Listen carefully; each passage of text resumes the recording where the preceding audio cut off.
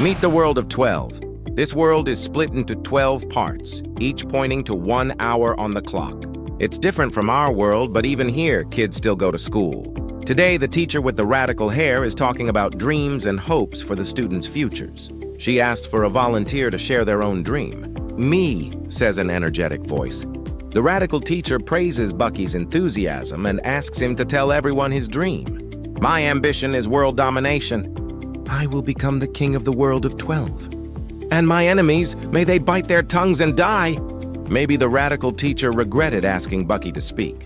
She wanted to hear a dream, not a boastful ambition. The other students aren't impressed. Bucky always says the same thing. The teacher asks Bucky to sit down and continues the lesson as usual. At the end of the day, the bell rings, but the teacher still has one last warning. She tells the children to be careful on their way home because trouble monsters have been appearing more often in the area and attacking people. In the world of 12, if a citizen is in danger, they can call for help. Just dial the emergency number and call a great child, and that person will come rescue you immediately. So it's important every child memorizes that emergency number as soon as possible. To close class, she asks the students to be inspired by the GCs and become admirable kids. After class, we walk home with Bucky. He's a really irritable boy. He didn't like being told to become an admirable child. Bucky would be the sovereign of the world. He didn't need anyone's help. But as he walks, distracted and deep in thought, the worst happens. A trouble monster appears in front of him, ready to do harm. The monster's first nasty move is to spit on Bucky's backpack. The spit isn't just gross, it's acidic. The backpack bursts on contact. At that moment, Bucky remembers the radical teacher's message. In an emergency, he should urgently call a GC to be rescued. Bucky quickly grabs his phone and starts to dial the emergency number. But he stops. He will be the sovereign of the world. Needing help isn't dignified for someone who will conquer everything and everyone. Bucky decides to protect himself alone. Steeled by his values and certain of his choice, Bucky throws his phone to the ground. If you can't look back, you must move forward. He grabs a stick from the ground to defend himself, to attack the trouble monster. The trouble monster strikes, and Bucky lets out a battle cry. The two opponents rush at each other, only the stronger will remain. But from behind, Bucky comes a flying ball. As it nears, we see a face and two hands with clenched fists. When it touches the trouble monster, those hands open, and an explosion follows. The octopus-like creature has exploded. Bucky is shocked by the unexpected turn of events, and that surprise leaves him vulnerable to the enemy's final attack. Several acid bubbles head straight toward the boy. If the monster dies, at least it will take its last challenger with it. Bucky realizes his climb to the top might end quickly and begins to scream. Then a man in a cape appears, and the cape becomes a shield against the acid. The boy has been saved by a stranger. Bucky is stunned by how suddenly he was saved. Still trying to understand, he asks who the man is. The man replies, his name is Spaak. He's the GC of Primas, patrolling that area because trouble monster sightings had become common. Spaak shows the ball that defeated the octopus. It wasn't a ball at all, it's a sacred spirit, Jibaku-kun. After introductions, Spaak remarks that Bucky was lucky to be saved because he didn't ask for help. The boy went straight into battle instead of calling a GC. Spaak is curious. Why would Bucky do something so questionable? Had he forgotten the emergency number they teach at school? But Bucky clarifies. He didn't call because he couldn't call. He dreams of world domination. He wants to be first, and asking for help would show weakness. Bucky would never do that. Spaak sees Bucky's broken phone on the ground and believes him, then laughs out loud. That confuses Bucky, who asks what's so funny about his dream and actions. Spaak confirms the boy's name again. This kid is fascinating to him, so he wants to be sure. Then, smiling, he removes the watch from his wrist and hands it to Bucky in a symbolic passing of the torch. Bucky, this watch is proof of a GC. From today, the great child of Primas is Bucky. But there's one last gift. Spaak says goodbye to Jibaku-kun and hopes the spirit will be cared for by its new owner. Jibaku jumps onto Bucky's arm and grabs his shirt. Bucky, startled by the odd little ball, tells it to let go, and Jibaku does. What Spaak forgot to mention is that sacred spirits store enormous power in their hands and keep it with fists closed. When the hands open, that stored energy is released as an explosion. Better to learn by seeing than hearing. Jibaku explodes in Bucky's face. Bucky struggles to believe what's happening. Being a GC is an honor. He knows that. So how could Spaak casually hand the title to a boy he just met? Spaak explains that he's no longer a child and can't keep being a GC. He must find a successor and continue his journey to World Zero. He saw Bucky's determination to gamble on his dream. Yes, it was reckless to challenge a dangerous, stronger monster, but that boldness proves the dream is more than words. If someone is willing to risk their life for a dream, you can't doubt the strength of that will. That will is exactly what makes Bucky worthy of becoming a great child.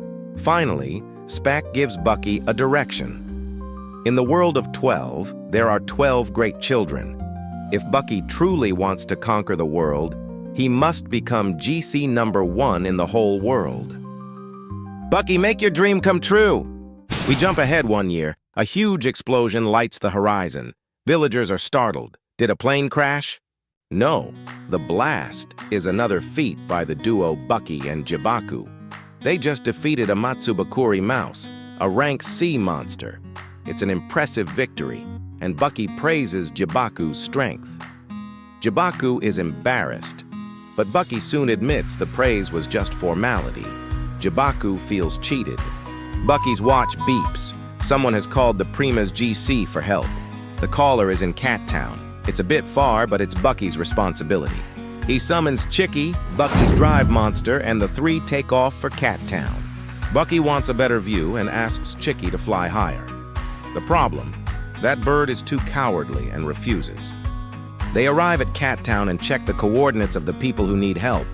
They're right below, already in sight. Bucky leaps to fulfill his mission. He inherited the title of Great Child from Spaak after proving his commitment to his dream of ruling 12. Now he performs his duty with resolve. He will continue toward becoming the strongest Great Child, and his story is only beginning. I am Bucky, Great Child of Primas, and this weird pink ball is the sacred spirit Jibaku. That's how he introduces himself. 2 cat kids had summoned them. The second their eyes landed on Jibaku, they were already reaching out with grabby little hands. Jibaku wasn't having it. 1 pulse of energy, and both kids were flat on their backs. Bucky barely blinks. Jibaku, he explains, is not a toy. Now, why did you call me here? What happened? The cat kids glance at each other. Their answer? A chaos monster. One that shows up around here like clockwork every single day. Bucky needs more than that. Details. What kind of monster? The kids lean in and say the name. The crazy cat. Bucky's expression shifts, just for a second. But before he can process that, something lands. A heavy feline thud, right behind him. The crazy cat was already there, staring him down. The cat kids completely lose it. Kill it! Kill it now! They're practically climbing each other, trying to back away. Bucky rolls his shoulders, raises Jibaku, and then does something no one expected. He lowers it. Relaxed stance, spirit unpowered, totally unguarded. The crazy cat doesn't wait for an explanation. It lunges, claws out, full force. Bucky sidesteps like it's nothing, pivots and drives a kick straight into its jaw. 1 hit, lights out, dead silence. The cat kids stare at the crumpled creature, then back at Bucky, then back at the creature. Their question hangs in the air like smoke. Why didn't he use Jibaku? Bucky's answer is ice cold. Because you don't use a sacred spirit on a fake. He turns to the tree. Come out, I know you're there. And out she steps. A girl with twin round puffs of hair like Mickey Mouse ears and a pink ball hovering at her shoulder. She looks at Bucky like she's been sizing him up this whole time. GC of Primas. You're not as bad as I expected. Then she straightens up. I'm Pink, GC of Secundus, and this, she gestures to the pink orb, is my sacred spirit, Burnby. And that knocked out crazy cat on the ground? Bucky had already figured it out. That was Pink's monster drive, a conjured imitation, not the real thing. He doesn't even try to hide how smug he is about it. A real GC memorizes every chaos monster by name and appearance. The moment those kids said crazy cat, Bucky knew something was off. And the setup? Those two little cat schemers were in on it the whole time. Caught red-handed, the cat kids dropped to their knees apologizing over each other. Their defense: Pink had promised them new video games if they pulled it off. Bucky is not as understanding. He's ready to hand out punishments when the last question surfaces, the one that actually matters. He turns to Pink. Why? She holds his gaze. Simple answer. She wanted to test the kid Spaak chose, and if a trap wasn't enough, a duel would be. She calls for Burnby, commands her forward. From behind the tree comes the sound of nervous trembling. Burnby, the sacred spirit of a great child, is hiding. Pink pinches the bridge of her nose. Every single time. How is her sacred spirit this shy? Bucky has seen enough. He turns on his heel and starts walking away. No chaos monster, no real threat. Nothing here is worth his time. That's when everything changes. Pink's eyes shift color, and Burnby moves. She teleports directly in front of Bucky. No warning, no wind-up, and before he can react, her fists open and detonate in his face. Bucky hadn't seen it coming, and now he knew exactly what kind of GC he was dealing with. Pink punches the air in triumph. Psychic type, he says, pulling himself together. Pink confirms it without blinking. Then she asks, what's his license? Combat? Invention? Bucky looks at her like the question offended him. Neither. He doesn't have a license. He doesn't need those things to achieve his ambition. Getting licensed is already a brutal challenge on its own. And being promoted to GC on top of that? Bucky doesn't care about that story, but he recognizes that if he wanted to be the #1 GC in the world, he'd have to defeat Pink right there, right now. So Pink wonders, how could an ordinary boy like him have become the successor to someone like Spaak? She decides to end this quickly. Same move.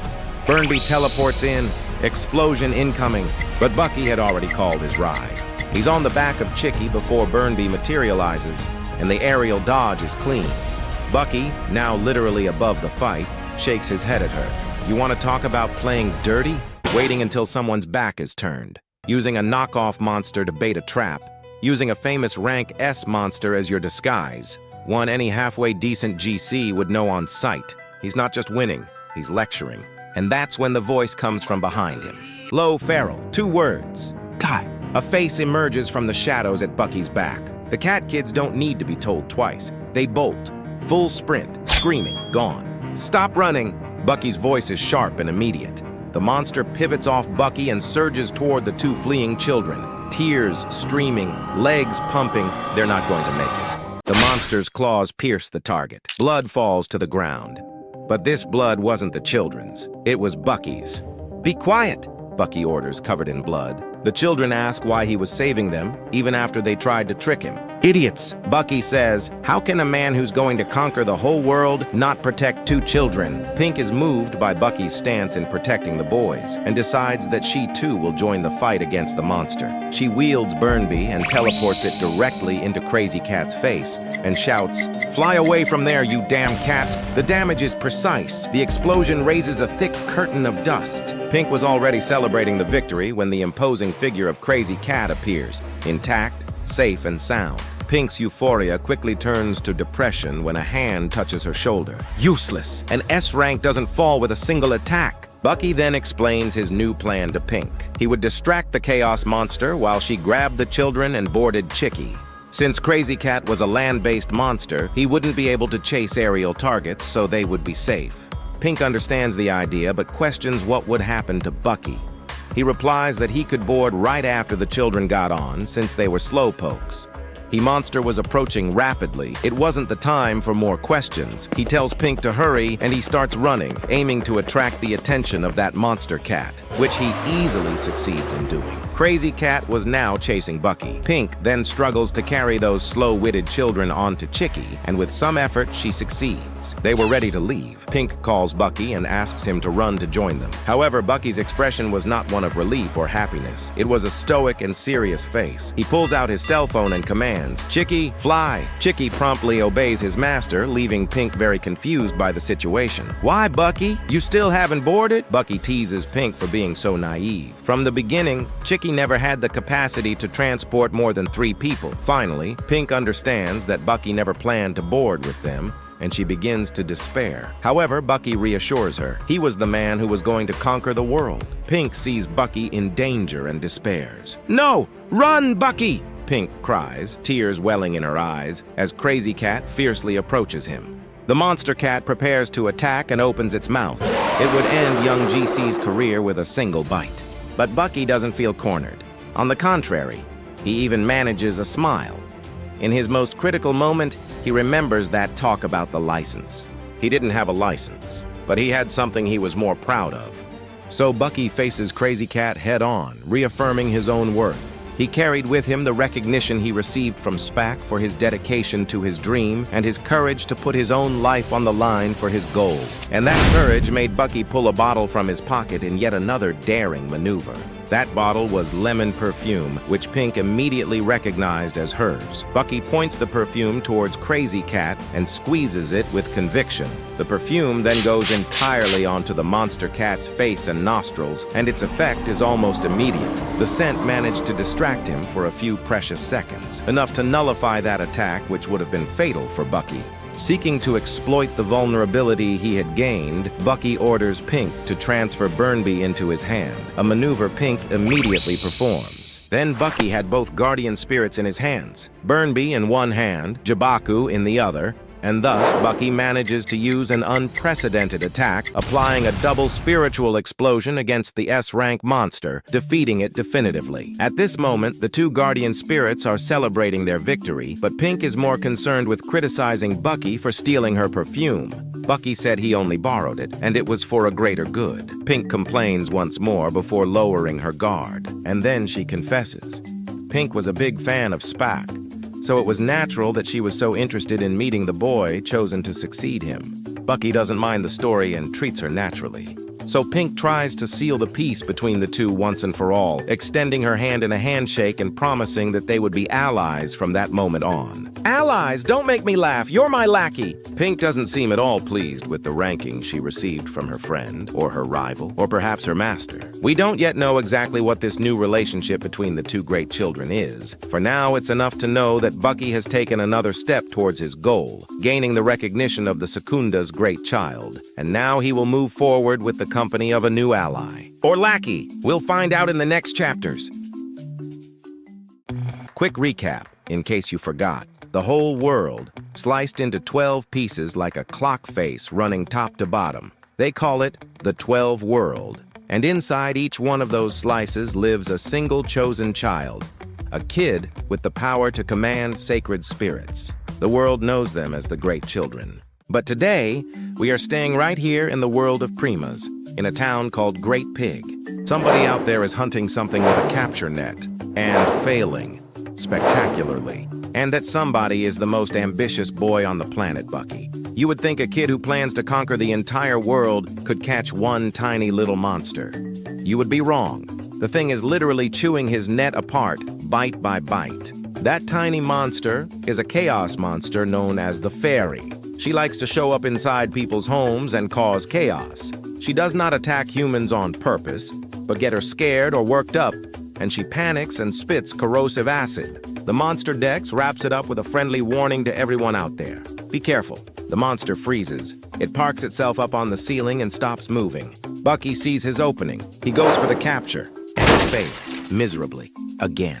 This is a deeply embarrassing moment for a boy this ambitious, and the embarrassment only gets worse when a girl's voice starts mocking him. "What in the world are you even doing, Bucky?" And that voice belongs to none other than Pink, the great child of Secundas. While Bucky was busting his back, Pink was kicking back and roasting him from the sidelines. Has she forgotten she is supposed to be Bucky's sidekick here? Pink keeps needling him. "It is humiliating," she says, "that he cannot catch one harmless chaos monster like the Fairy." Bucky fires back. If she is just sitting there doing nothing, maybe she should get up and start working too. Pink shrugs it off. The problems of Primas belong to the great child of Primas, not her. So Bucky throws it right back. What is she even doing in a country that is not hers? And what about the people of Secundas? Are they just left to fend for themselves? Pink says Secundus is a nice, quiet world, so there is no harm in her taking a little tour through the others. And the real reason she is hanging around Bucky? She is hoping to run into Spaak. She finished that sentence with a little heart, so yeah. We already know exactly what she wants with Spaak. Watching how useless and how silly Pink is being, Bucky strikes back the only way he can. He scoops up Burnby, Pink's own sacred spirit, into his net and starts complaining to the little pink ball about how badly her master is behaving. Pink does not appreciate the way her sacred spirit is being handled. And while these two great children are still searching for any kind of balance in their relationship, a brand new voice cuts in, complaining about Bucky's performance. It is the client, the one who called him here to catch the fairy in the first place. A mother of 3 piglets, Mother Pig is fed up that the job still is not done. Bucky tries to calm her down. It is a tedious job, and he is doing it for free, but he promises he will sort it out soon. Mother Pig flat out hates this chaos monster. A monster lurking around her house is a massive risk to her kids the way she sees it. Bucky tries to reason with her. Sure, the fairy is a chaos monster, but this particular type actually adores children and only attacks people who are a genuine threat to it. Mother Pig does not want to hear a word of it. She slams the door right in his face and tells him to hurry up and finish the job. Pink is a little put off by how rude Mother Pig was, but she gets it. She understands where the woman is coming from. And then she decides to test Bucky one more time. She asks him, why not just use Jabaku and end this whole problem in one shot? Bucky explains himself. As far as he is concerned, the Chaos Monster has not committed any crime. It has not attacked anyone, so he sees no reason to strike first. Pink smiles, satisfied. It looks like Bucky just answered exactly the way she was hoping he would. And just like that, Pink is in. She is helping Bucky with this case. The plan, capture the fairy, toss her back into the forest, and settle the whole thing peacefully. Night falls, and our heroes are ready for another attempt. Actually, they are even more prepared than I was expecting. Looking again, I genuinely do not know what Jabaku is preparing for. Why on earth do you need lethal weapons to catch a fairy in a baby's room? Bucky asks, terrified of the answer. Jabaku wants blood. Pink wants silence. And Burnby just wants to pretend she has never met these lunatics in her life. Anyway, our questionable little band of heroes finally creeps into the children's bedroom. The infrared goggles were worth it. Now, Bucky can clearly see his target even in total darkness. And just as expected, there is the fairy, gazing quietly at the sleeping children. But once again, Bucky hits a wall inside his own head. He still does not have it in him to do something cruel to a creature that is being this gentle with kids. So Bucky makes up some excuse to call off the whole midnight raid, much to Pink's surprise. He claims it is getting late, and they need a proper night's sleep to perform well tomorrow, and he heads back to the little camp they set up outside.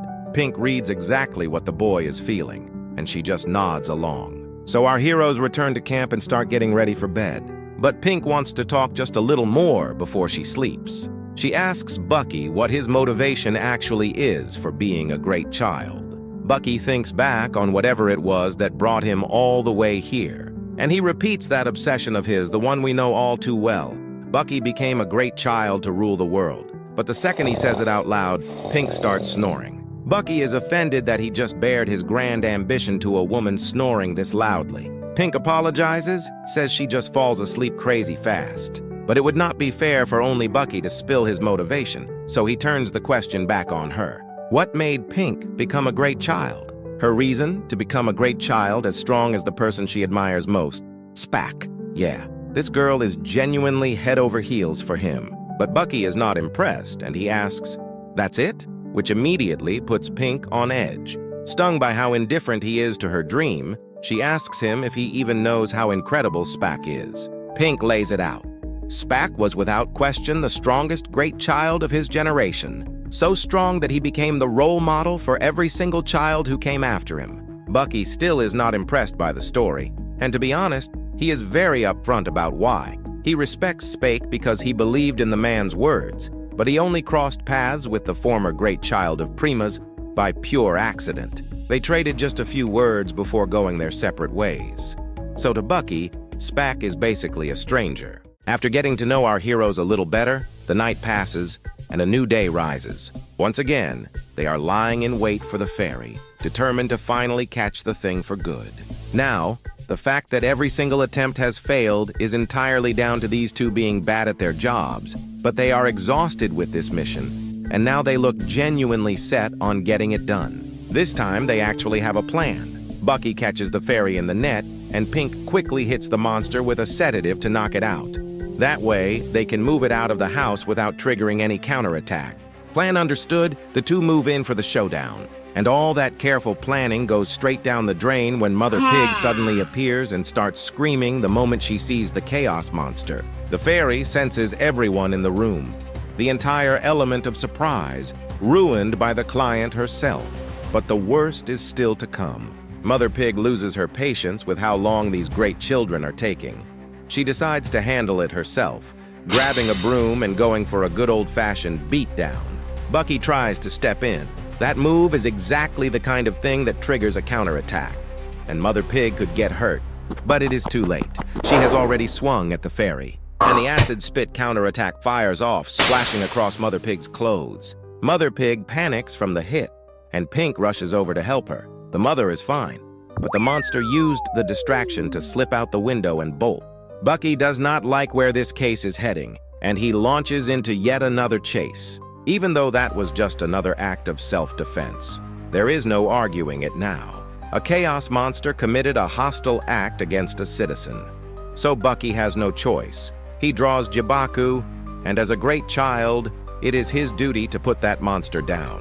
That is the rule the great children live by, whether he likes it or not. But at that very moment, a sound of falling rock breaks out, and that sound quickly becomes a roar. An old mine sitting right behind the house has collapsed. The result, the entrance to that mine is now completely sealed off. They figure the cave-in was natural. The mine looked old and badly maintained. But then, Mother Pig comes running up behind them, screaming, frantic. She is in a panic. She cannot find one of her 3 children. While Bucky is still trying to piece together these new facts, he notices the fairy is right there nearby, and it looks like she is trying to dig the mine back open. Bit by bit, Bucky starts to understand what is going on. Pink runs a scan of the vital signs in the area with her watch, and she confirms what everyone was already dreading. There is a sign of life inside the mine. Someone got trapped when the place came down. Putting the pieces together, that someone is inside the mine, and that the fairy, who loves children, is desperately trying to dig the passage open, Bucky reaches the conclusion. The missing piglet is trapped in the mine.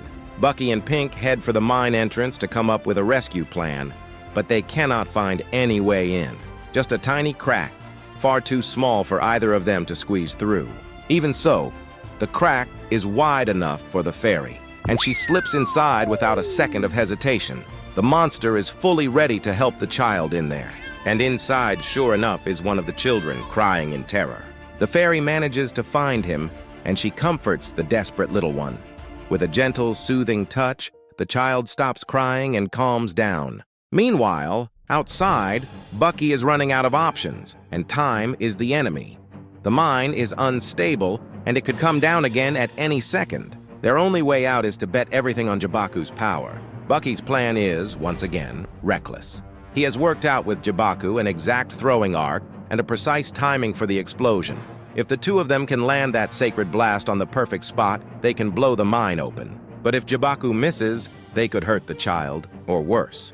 Even Jibaku is shaken by how dangerous this plan is. Bucky looks at his partner and says, "My calculations are perfect, but can you handle it?" Jibaku has not a single doubt in himself. Bucky feels the relief wash over him. He hurls his sacred spirit, shouting, "I'm leaving it all to you. Go for it, Jibaku!" All 3 of them pray that Jibaku can pull off this insane maneuver. The dice are cast. The rubble blocking the entrance blows apart with the explosion. The mine is open. But what about the child? The tension is unbearable. And out of the depths, here comes Jibaku with a little piglet. Jibaku is smiling. Yes, he nailed the maneuver perfectly, and the child is safe and sound. The 2 women rush in to scoop up the child, flooded with relief that the mission worked. Even Bucky, always so stoic and serious, cracks a smile at how this crisis ended. But the smile fades fast. he spots something on the ground, right near where the child was standing moments ago. Bucky confirms it. That body lying there is the fairy. She died, completely drained of energy. Looking at how corroded the stone around her is, the boy works out the truth. The exhausted monster burned through every last bit of her strength, spitting acid over and over, trying to save the child. Mother Pig notices the chaos monster went down too. Collateral damage, and she says she is satisfied. Now there is no threat circling her home. Bucky says he understands a mother's instinct to protect her children, but he makes one thing clear. The fairy played a crucial role in pulling off this rescue. Because she was down there comforting the baby, she kept the child from putting himself in even greater danger the moment the blast went off. So Bucky asks her to tell her son when he grows up that a chaos monster saved his life. That mission is over for our kids, and they have already set off toward their next adventure. Meanwhile, normal life has returned to Mother Pig's home, and she had quite the struggle putting the children to bed that night. Right now, those children sleep peacefully, without the slightest fear of the dangers of the world, because in the room next door sits a flower pot, battered and damaged, but one that will watch over those children forever and always. And while all of that unfolds, something stirs in the world of Trias. A young man is talking with someone he calls his master. This boy carries a staff, and tied to the tip of that staff is a guardian spirit. This boy says he wants to grow stronger, and to do it, he asks his master for permission to leave this place, because he believes the next step toward becoming stronger is to find the person who succeeded Spaak.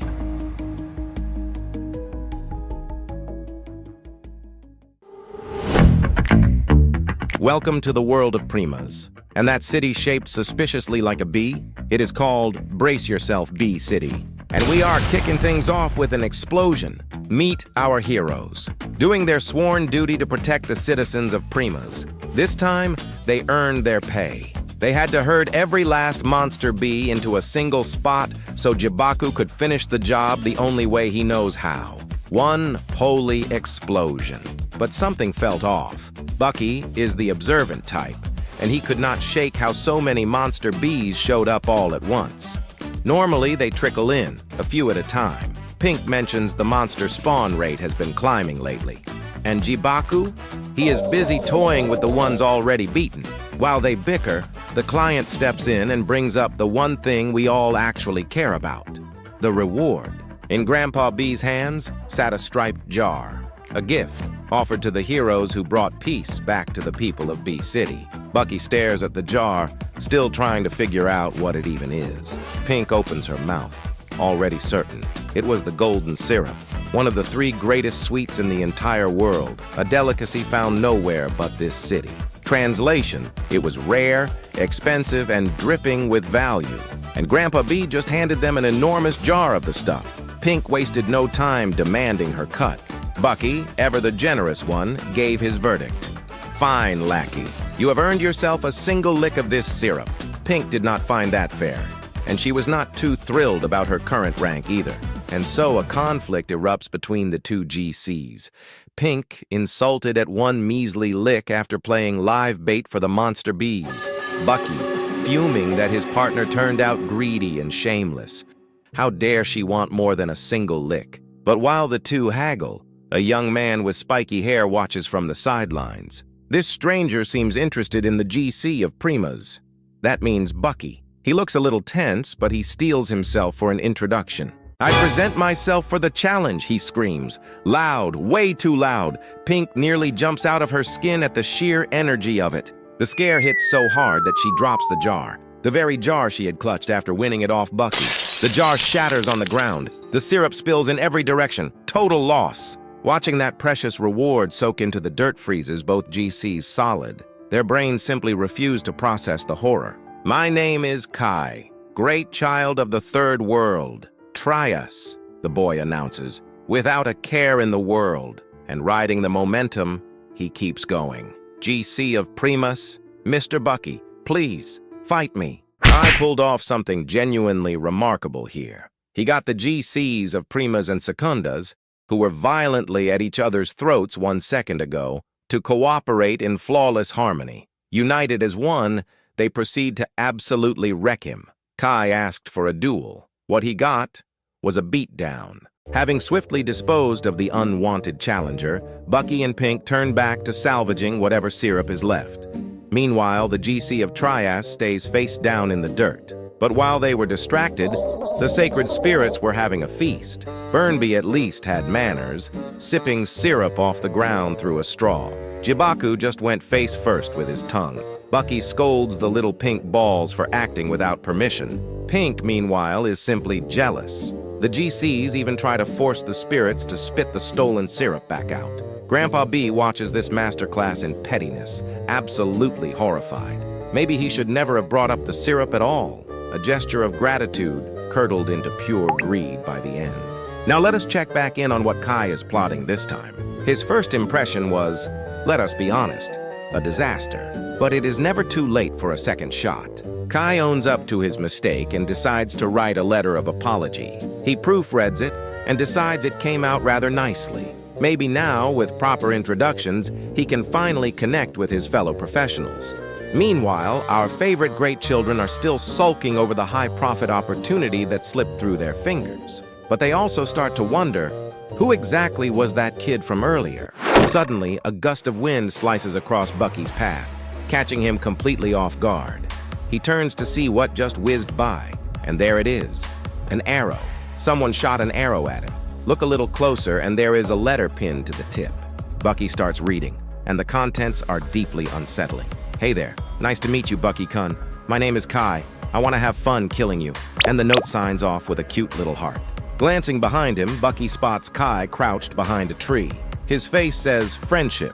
His actions say something far more sinister. Bucky tells Pink to act natural, but get out of there fast. A guy like that could only be some kind of creep. The two power walk away, leaving Kai genuinely baffled by the reaction. The spiky-haired boy demands an explanation. He worked so hard to write a polite, friendly letter. Turns out Kai has a slight problem with common sense. Blending warm pleasantries with the stated intent to murder total strangers only gave Bucky the chills. That little note was genuinely disturbing. So the current GC of Primas reaches a conclusion. There is no point running from this lunatic. Better to settle it now before the weirdo dreams up something even creepier. But what could this guy possibly want? Harassing people he has never even met. Kai is shocked Bucky figured it out. Honestly, people get offended over the smallest things these days. You cannot even fire an arrow at someone without catching heat for it. Anyway, Kai lays out what he wants. A duel between GCs. Simple as that. Both GCs are stunned. Wait, what? You are a GC? Why did you not say so earlier? Except Kai had been screaming exactly that for the past hour. Are these two just deaf? Well, all is well that ends well. The first impression was a catastrophe, but the introductions are finally out of the way. Now Kai can focus on the only thing he cares about, combat. He raises his staff, and perched on top sits a sacred spirit with braided hair. Kai unleashes a violent strike at full power. For a guy who came across as a clumsy goofball up to this point, even in the heat of combat, he still does not look like someone who takes much seriously. But then he flips the script. The goal was never to land a clean staff blow. It was to erase the distance between Bucky and Kai's sacred spirit. And it was a smart move. Bucky finds himself wide open with that sacred spirit now dangerously close. The hands spread open. The clock ticks. The explosion is devastating. From the middle of the smoke stands Kai. He grins and compliments Bucky's speed. And there is Bucky, clinging to a tree trunk. A masterful dodge. He escaped the direct hit with a single, perfectly timed leap. Bucky takes a look at the spot the explosion tore through. No question about it. The damage was real. Taking that one head-on could have been seriously dangerous. Pink finally seems to piece together who this guy actually is. She mentions hearing that one of the GCs fought with a staff, which would make this one the GC of Primas. Kai seizes the moment to wrap up the introductions still hanging in the air. He is the GC licensed in martial arts, and his sacred spirit is Bakuzan. Perched atop the staff sits a little pink ball with braids, holding a poised, elegant posture. With every introduction finally settled, Pink notes there is one last loose end, though she already has a hunch about the answer. She asks if this whole encounter was really about Kai wanting to test the power of Spaak's successor. Kai confirms it. Just like Pink said, Spaak was the inspiration for every GC of this generation, and the GC of Primas is no exception. Kai is all geared up to launch into a flashback, but Bucky beats him to it with a swift kick to the back of his neck. Bucky is fed up again. It is always because of Spaak, he goes on. Spaak has nothing to do with him. His life would be a nightmare if every single day some maniac showed up itching for a fight all over their worship of a person Bucky himself barely even knew. Kai criticizes the cheap shot. Sneak attacks are not befitting of Spaak's successor. Not befitting of the successor, huh? Then here is another rock to the skull. Every utterance of that name grates on Bucky a little harder. He says it again. I already told you, I am not Spaak. But Kai is not interested in the argument. Bucky is the successor of Spaak. End of discussion. With that, the challenger swings his staff again, and the challenged is already scurrying off like a cockroach. Fight me, Kai yells. You are so annoying, Bucky fires back. Apparently, accepting random duels from total strangers does not rank high on Bucky's list of priorities, judging by how he keeps fleeing like the devil from a crucifix. And Kai simply will not take no for an answer. The logic here is airtight. If the other guy refuses to duel, the obvious solution is to attack him from behind without warning. Operating on these sterling ethical principles, Kai fires off another offensive with Bakuzan. An explosion erupts right next to Bucky.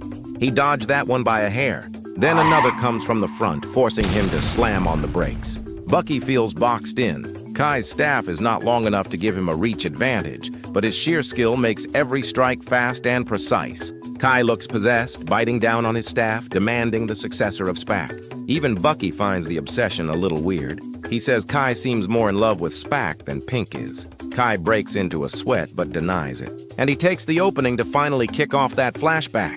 Kai's worship of Spaak traces back to a story from long ago. Years ago, a chaos monster attacked young Kai's village. The beast was a colossal, monstrous bull, so powerful that no one had the strength to bring it down.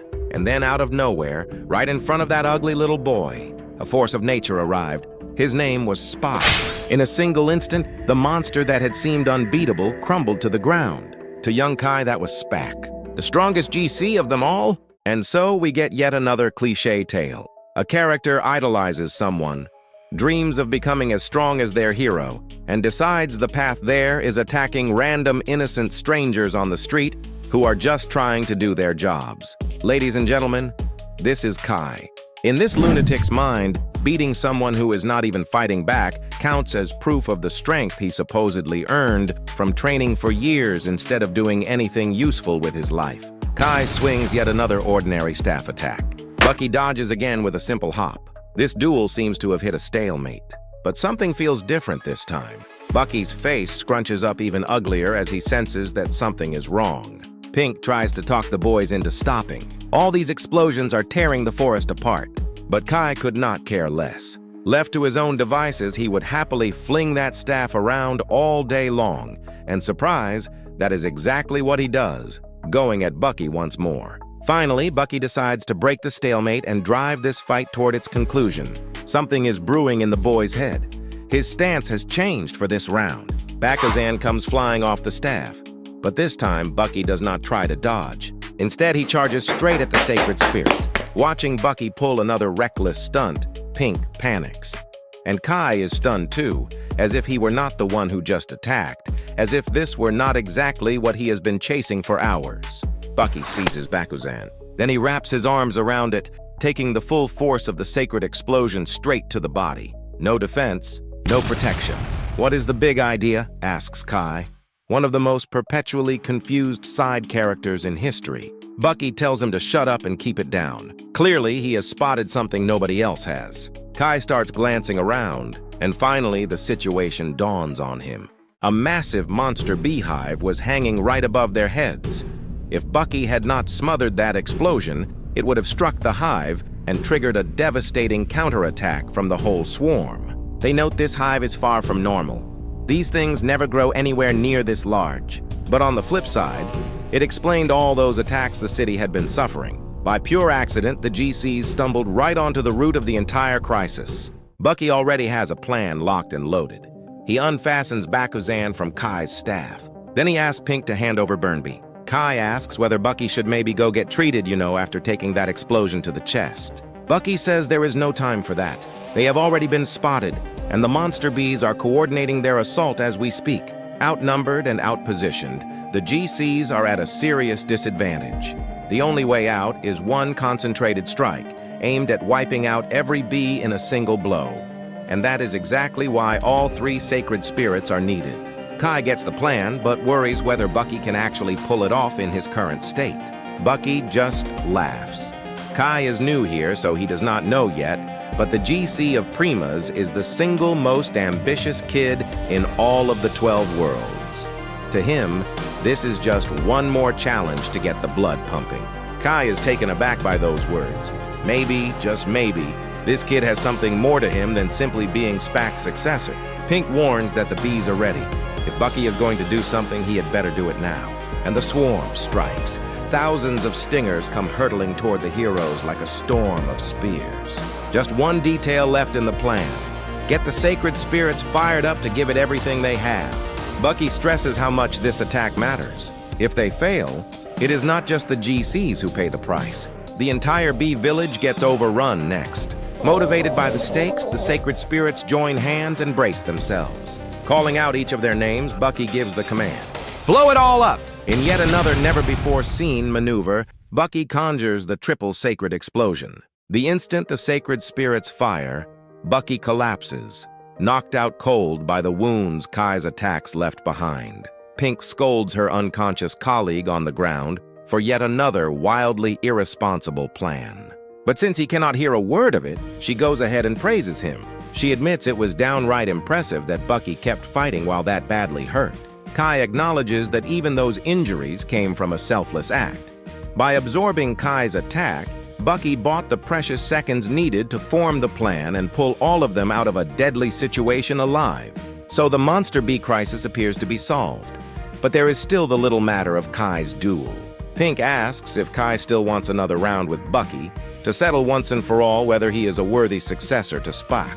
But Kai shakes his head, and then he smiles, as if the answer were already crystal clear. Bucky is the GC of Primas, and he beat me completely.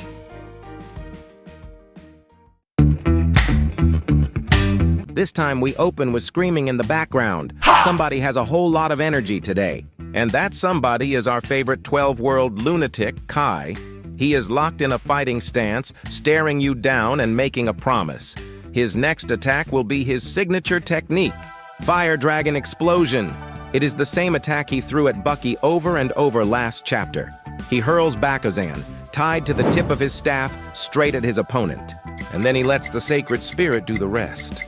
Bucky and Pink watch the blast from a distance, and yeah, it is genuinely impressive. The GC of Primas looks pretty impressed, noting that this explosion was different from the ones he was used to.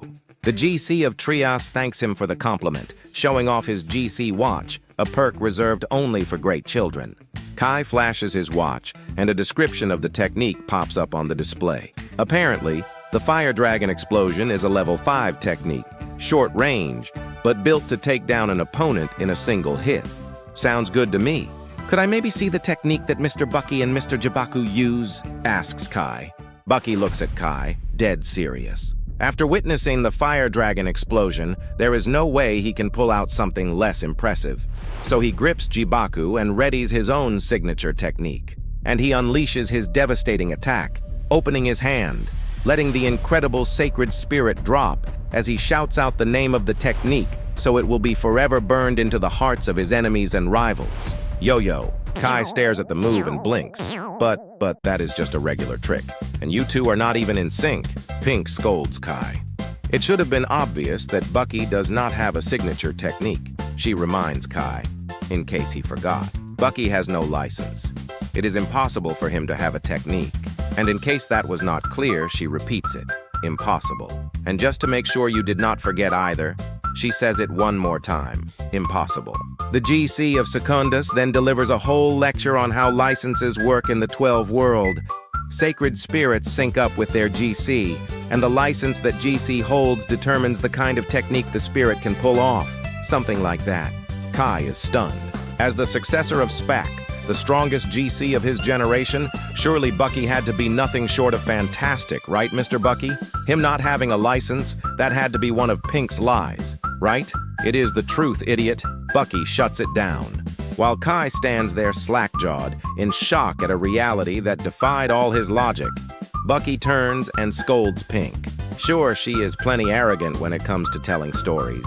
But does she even have a technique to begin with? Of course I do, says Pink, with a little heart at the end. The girl had done her homework, and she had a technique with a grand, imposing name. Ultimate Fatal Technique, Pre-Live, Pink Miracle Bomber. Little heart included because, yes, the heart is officially part of the name. Bucky says it flat out. With a name like that, it is definitely a useless technique. Bucky is not intimidated by enemy or ally. If his fellow GCs have flashy techniques, well, the yo-yo is not one bit worse. But then he thinks, if he had this license thing, he would have a signature technique too, and he would not have to keep listening to these idiots hammering on about that boring story. Wisdom is not stubbornness. It is knowing when to swallow your pride. And so Bucky asks, where does he get one of these licenses? Pink falls flat on her back. She is outraged that Bucky does not know even the basics a GC should know. But Bucky fires back. He only cares about what is useful to him, and until now, a license never was. The girl points to that spiky structure we have been seeing since the very start of the series. That tower is called the Tower of Needles. The lecture she gives is a long one. Bucky was an exception, inheriting the GC title on a whim of Spaak's. But normally, kids who want to reach that status have to register at the Tower of Needles. And that is how they get the license. Pink can be annoying sometimes, but she teaches well. Bucky gets what she means. So all he had to do was head to the Tower of Needles and grab his license. Easy peasy. Bucky calls out his drive monster, Chicky, loads up all 3 GCs, and they set off toward that weird thing in the middle of the 12 worlds. But maybe Pink's explanation was not so great after all. Watching her face twist up in anger, I am starting to think her explanation was a total mess. She demands to know why they are getting dragged into a problem that is exclusively Bucky's. He explains calmly and gently, "Shut up." The way Bucky sees it, he is the real victim here. Just the other day, he was a normal kid walking home from school. He got recruited against his will. Therefore, it is the other GC's responsibility to provide him quality service, free of charge. His logic does not sound very logical, but what really bugs Pink is how he treats the GC title like some throwaway nickname. So Pink decides to unload everything she has been holding back for the last 2 chapters. First, she rips into Bucky for not taking seriously the challenge of becoming a GC, since he got the title the easy way. Second, reaching the Tower of Needles is a challenge in itself. In fact, it is the final trial on the road to earning the GC title, because to reach the tower, the path is treacherous, and plenty of ferocious monsters lie in wait. Bucky is a pragmatist. Does not matter the challenge. For world domination, there is no way around it. They have to do it. Pink loses it the moment the kid says they.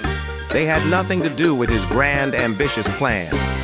But if Pink was stressed, Kai seemed pretty relaxed about the whole thing.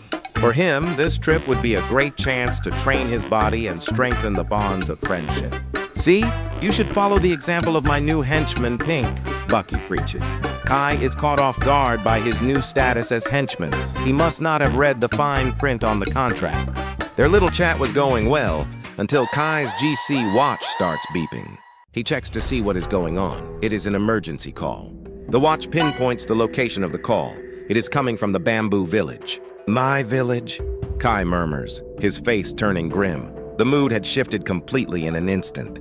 Our heroes make a sharp, sudden detour, and now we are in the world of Trias, more precisely, the bamboo village. Off the ride now, the trio races ahead in a hurry, with Kai leading the way. His worry had already turned into urgency. The village was just ahead, so he pushed the pace even harder. Bit by bit, the end of that path through the woods appeared on the horizon. Our heroes had reached the bamboo village. But Kai's emotions had already shifted from urgency to horror. What could have happened to the village to leave the boy looking like that? What we see is a village utterly leveled, a scene of complete devastation. Pink remarks that everything here has been destroyed. Bucky adds that on top of destroyed, everything looks looted in an unnatural way. Kai was already slipping into shock. He could not even string together a coherent sentence, just kept murmuring that this was his village. He throws all caution to the wind and flings himself off the top of the hill. Bucky is startled and yells for him to wait, but it is too late. Kai is already inside what is left of the village. His only priority in that moment was finding clues, and not a single second could be wasted. So Kai runs and shouts, asking if anyone is there, anyone who needs help, or who might have clues to unravel the mystery. But the silence he gets in return leaves him uneasy. Was he already too late? And then he finds what he is looking for. Right up ahead, a body still moving. Someone was alive. Kai rushes to help. The person has pointed ears, possibly a fellow countryman of the GC of Primas. The man is badly wounded, so Kai starts applying first aid while trying to get any clue he can. The villager, even hurt, manages to get out a few words. Out of nowhere, him again. Kai hears those words with a mix of confusion, dread, and unease. The victim was too injured to deliver the message clearly. He just kept muttering, 5 years ago. Kai's unease finally curdles into fear. The fallen man's words would mean nothing to any random passerby, but for the GC of Primas, they were enough to resurrect one of the most terrifying ghosts of his past. Even if no doubt remained, the confirmation arrives with a thunderous crash. From behind Kai, a towering chaos monster emerges, a gigantic hulking beast with the head and hooves of a bull. This was an old acquaintance of his, not an old friend, but the formidable monster that had ravaged Kai's village 5 years ago, just as he told Bucky in the previous chapter. Right about now, Bucky and Pink finally catch up to their teammate, worried by Kai's desperate decision to ditch the group and charge off alone. The two of them look up at that chaos monster, and they too are shaken by the sheer size of the opponent. Kai shares his suspicion that this monster is the same one that attacked the village 5 years ago. Bucky questions whether that monster was not already wiped out by Spaak.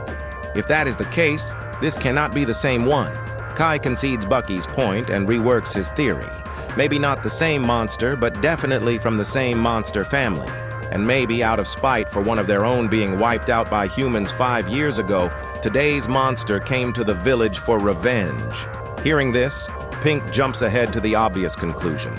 This monster is from the same family as the one that attacked the village in the past, the one the local GC could not defeat, forcing Spaak to step in.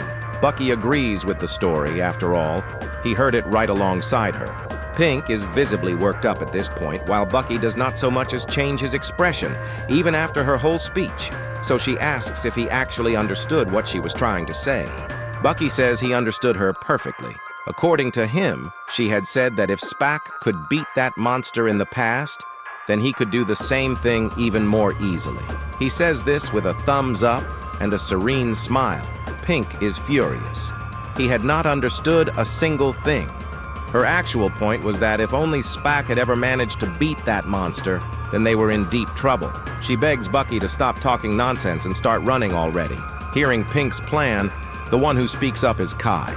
He says running away is something he absolutely will not do.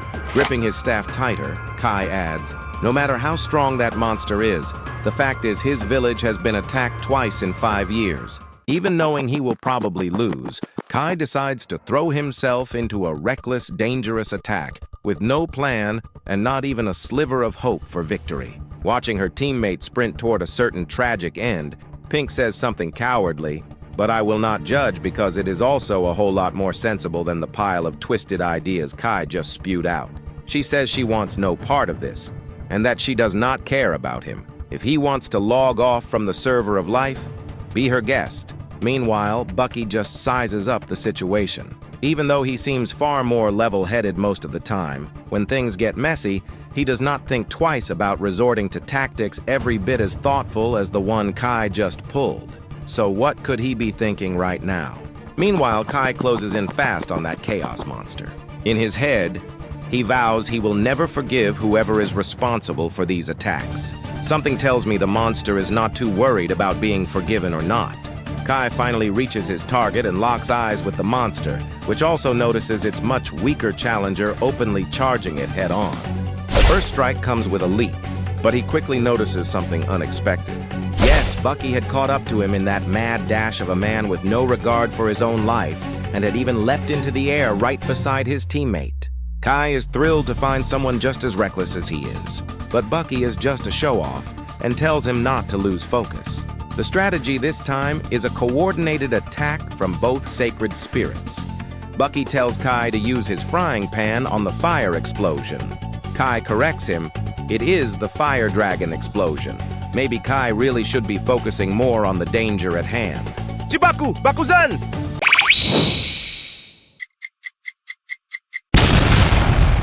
For a moment, Bucky believes the combined attack landed, and he even smiles about it. But his expression darkens fast. Something had gone terribly wrong with that offensive. A massive attack erupts, slamming into both GC's heads at the same time. Bucky feels not just the blow, but the sheer confusion of an attack he never saw coming. He still cannot believe what just happened. The two of them hit the ground. From the smoke emerges the obvious author of that attack. What should not be obvious is that he walks away practically unharmed after a simultaneous strike from two sacred spirits. And worse, he was angry? Very angry. Now it was the GC's turn to defend against the incoming attack. But it looks like neither of them is ready for it. Things are getting ugly. But at the most critical moment, yet another sacred spirit appears on the forehead of that bull monster. Sweating hard, Burnby readies its own sacred explosion. It is not a big explosion, but it is enough to hit the monster right in the eyes. Joining the boys, a pink-haired girl comes to their rescue. Pink had gathered up every last bit of her courage to try one more time to convince those two to drop the stupid idea of taking on a monster this strong. With tears in her eyes, Pink is torn between her refusal to accept the risk and having to risk herself anyway to save her friends. Bucky is moved a little by what she does, but only a little. Again, she argues that running and calling for backup from other GCs would be the most sensible move in this situation. But Bucky counters that Spaak beat that monster on his own. Pink fires back that Spaak's feat is no benchmark, since the former GC of Primas was a complete outlier. The girl then drops more info on just what Spaak was. According to her, he held an infinite-type license, meaning he had mastered every license in existence, which would explain why his techniques were so much stronger than those of regular GCs. Pink continues her lesson, this time pointing at Jibaku. Using the very same sacred spirit as Spaak and not even scratching that monster should be proof enough that it makes no sense to assume something is doable just because Spaak did it before. But Kai ignores Pink's perfectly sound logic. He does not want to run. He insists his village was attacked twice, as if that justified an action with zero chance of success and maximum risk of loss. Pink tries to show empathy while still being reasonable. GCs are supposed to be professionals and pick the best strategy. But Kai will not budge 1 inch, and I am not going to keep repeating what he keeps repeating this entire chapter. He adds that in the attack 5 years ago, his own parents fell victim to that family of monsters, piling even more emotional weight onto Kai. Bucky and Pink feel for Kai's situation. Will this new information change anything about the GC's plans? Apparently, yes. Bucky uses his signature technique, the yo-yo, to punish Kai and try to knock the twisted ideas out of the head of this questionable supporting character. Kai complains about it, but Bucky is quick to shut him up. "Stop crying," the boy says. Bucky is not trying to talk Kai out of the fight. He is telling him to get ready for it. For Bucky, being prepared is exactly what a GC is supposed to do.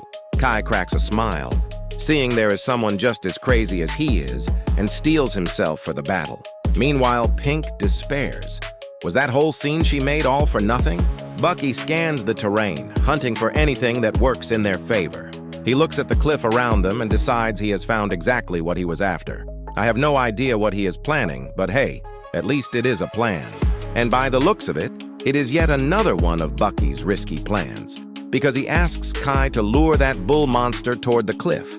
Bucky takes off running to set up for the clash. Pink tries one more time to make him reconsider, but at this point, she really should have accepted that arguing with those two is pointless. Kai agrees to Bucky's plan without even knowing what it is, but I suppose having hope in the unknown beats charging headfirst into an inevitable defeat. Bucky then begins climbing that cliff, but being alone lets Bucky have a more private conversation with his own sacred spirit, Jibaku. even though Jibaku has not said a single word in the entire story so far. Bucky admits he thinks he might be wrong, that maybe Pink is right to try to talk them out of it. But the truth is, even though Bucky is almost always stoic and serious, he had been truly moved to see Kai so emotionally shaken by this whole thing. And that is when we remember that despite everything, Bucky was still just a kid, one deeply attached to those he calls friends. And for his friends, Bucky would never forgive anyone who hurt them the way that bull monster hurt Kai. The conversation between Bucky and Jibaku ended up being a monologue, but it served to strengthen Bucky's resolve, reaffirming his own values. Bucky looks down from the cliff. The bull monster was already right there, just as planned. Kai had held up his end of the deal, and now it was Bucky's turn to do his. With Jibaku in hand, the two of them share one last talk.